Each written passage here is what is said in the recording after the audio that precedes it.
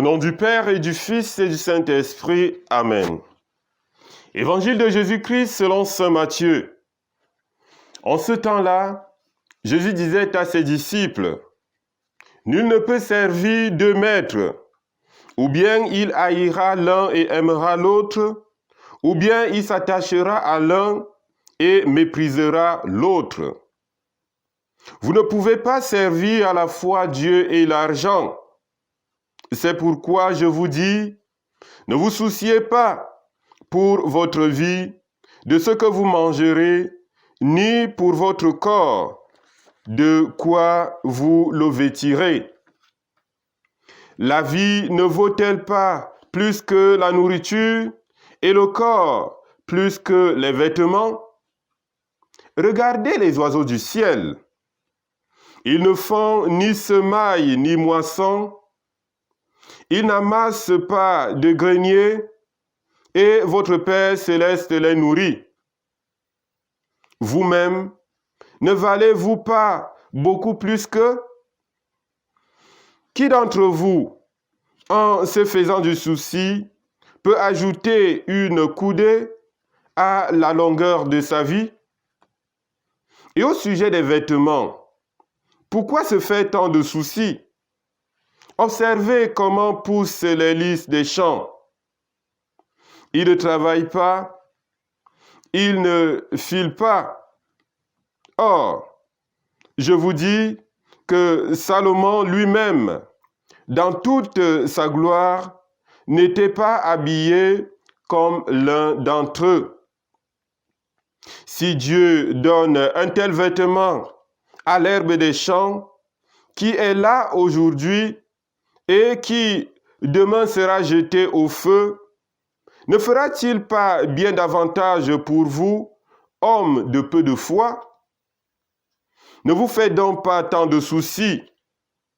Ne dites pas, qu'allons-nous manger, ou bien qu'allons-nous boire, ou encore avec quoi nous habiller? Tout cela, les païens le cherchent. Mais votre Père céleste sait que vous en avez besoin. Cherchez d'abord le royaume de Dieu et sa justice, et tout cela vous sera donné par surcroît. Ne vous faites pas de soucis pour demain. Demain aura souci de lui-même. À chaque jour suffit sa peine. Acclamons la parole de Dieu. Louange à toi, Seigneur Jésus. Ne vous faites pas de soucis pour demain. Bien-aimés du Seigneur, la parole de Dieu de ce jour vient interroger la confiance que nous avons en Dieu. En disant, ne vous souciez pas pour votre vie, de ce que vous mangerez, ni pour votre corps, de ce que vous le vêtirez. Jésus ne nous demande pas de démissionner de nos responsabilités. Il s'agit plutôt de ne pas nous tourmenter pour le lendemain, mais le confier à la providence. Ainsi, le chrétien est invité à mettre une parfaite confiance en Dieu, de sorte qu'il ne soit pas partagé entre le service de Dieu et la recherche anxieuse des biens nécessaires à la subsistance.